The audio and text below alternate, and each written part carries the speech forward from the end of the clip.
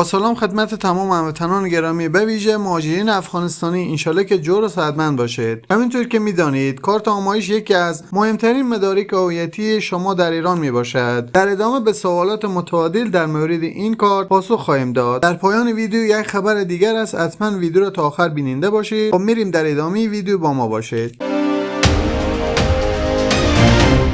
آنچه باید اتباع افغانستانی درباره تمدید کارت‌های آمایش بداند. مهاجران خارجی ساکن ایران که در پی تمدید کارت‌های خود هستند باید پیش از مراجعه به دفتر مشخص شده به نکات مهم توجه داشته باشند تا فرآیند ثبت نام کارت‌ها به درستی انجام شود. به گزارش دفتر منطقه خبرگزاری تصنیم، بر اساس اعلامیه مرکز امور اتباع و مهاجرین خارجی وزارت کشور، طرح به روز رسانی اطلاعات کنندگان دارای کارت‌های آمایش 15 شمزه و 17 کارت‌های هویتی 14 15 و شمزه و درندگان برگاه تردد معتبر اصلاح از 12 آذر ماه به مدت 2 ماه آغاز شده است. مهاجرین خارجی ساکن ایران که در پی تمدید کارت‌های آمایش خود هستند باید بیش از مراجعه به دفتر مشخص شده به این نکات مهم توجه داشته باشند تا فرآیند ثبت نام و تمدید کارت‌ها به درستی انجام شود. شرکت کنندگان در طرح سرشماری و یا درندگان گذرنامه خانوار که کارت شناسایی طبیعی خارجی مرسوم به کارت سرشماری و کارت هوشمند دارند شامل این طرح نیستند و لذا نباید به دفتر مراجعه نمایند. از هر خانوار یک نفر برای اخذ نوبت به دفتر کفالت که پرونده آمایش قبلی را داشتند مراجعه نمایند. در روز نوبت‌دهی برای اجرای آمایش حضور کلی اعضای خانواده در دفاتر کفالت ضروری است. ارائه شماره کد پوستی محل سکونت در اجرای آمایش ضروری است. لطفاً قبل از مراجعه به دفتر شماره کد پوستی را یادداشت و در روز مراجعه به دفتر ارائه دهید. اصل کارت‌های آمایش 17 یا